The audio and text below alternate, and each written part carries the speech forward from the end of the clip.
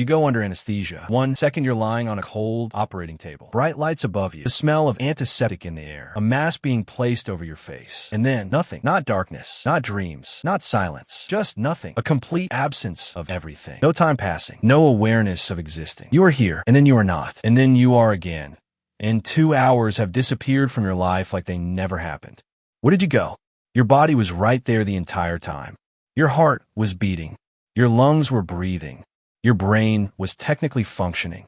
But you, the part of you that thinks and feels and knows it exists, was completely gone. And here's what makes this question genuinely fascinating. Modern science has an answer. A partial one. A deeply unsatisfying one. But ancient humans had an answer too. And theirs is the one that will keep you up at night.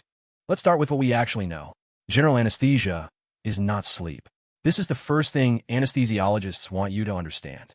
Sleep is an active process. Your brain cycles through stages, processes memories, regulates hormones, dreams.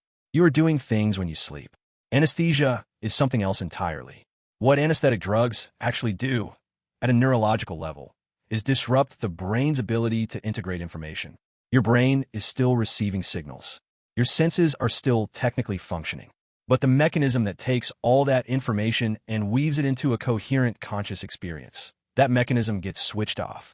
Neuroscientist Giulio Tononi's integrated information theory suggests that consciousness itself is essentially the brain's ability to integrate information into a unified whole. When anesthesia disrupts that integration, consciousness doesn't dim. It doesn't fade. It simply stops. You don't experience going under. You don't experience being under.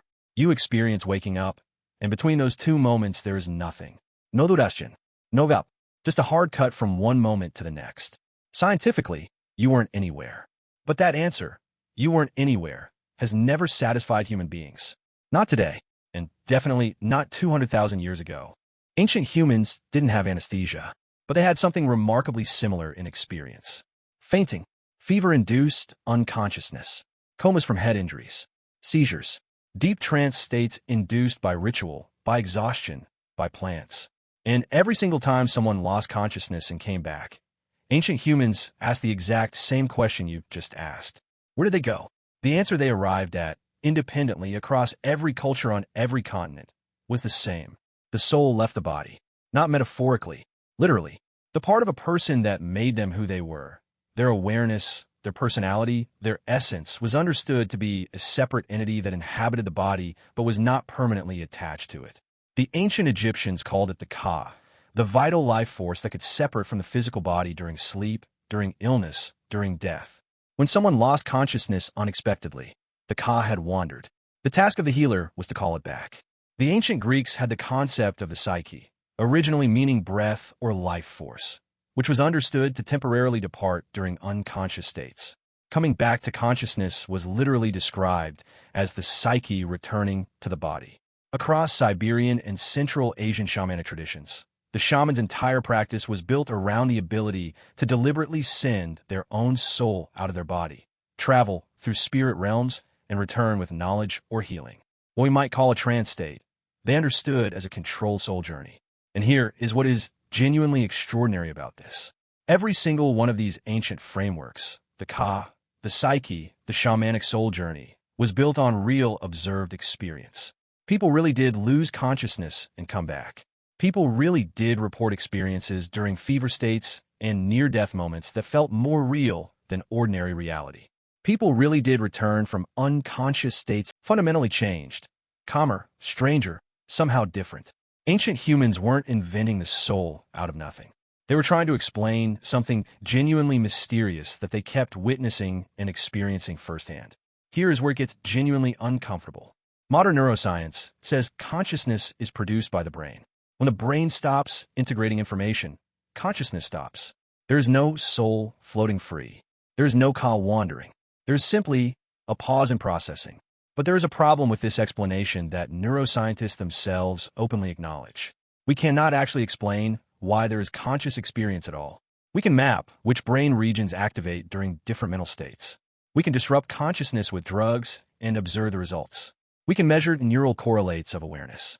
But the actual question, why does physical brain activity produce the subjective experience of being someone, remains completely unanswered. Philosopher David Chalmers called this the hard problem of consciousness. And it is called hard not because it is complicated, but because it may be genuinely unsolvable within our current scientific framework. Which means, and this is important, modern science cannot actually prove that the ancient humans were wrong. It can offer a better mechanical explanation of what happens to the brain under anesthesia. It cannot tell you where you go. So here's where we actually are. A person goes under anesthesia in a modern hospital in 2025. Their brain activity changes measurably. Their consciousness, by every clinical definition, stops. They wake up 2 hours later with no experience of the intervening time. A person loses consciousness after a head injury in a prehistoric camp 50,000 years ago. Their tribe gathers around them. The shaman performs rituals to call the wandering soul back. They wake up with no experience of the intervening time. The experience is identical. The explanation is different.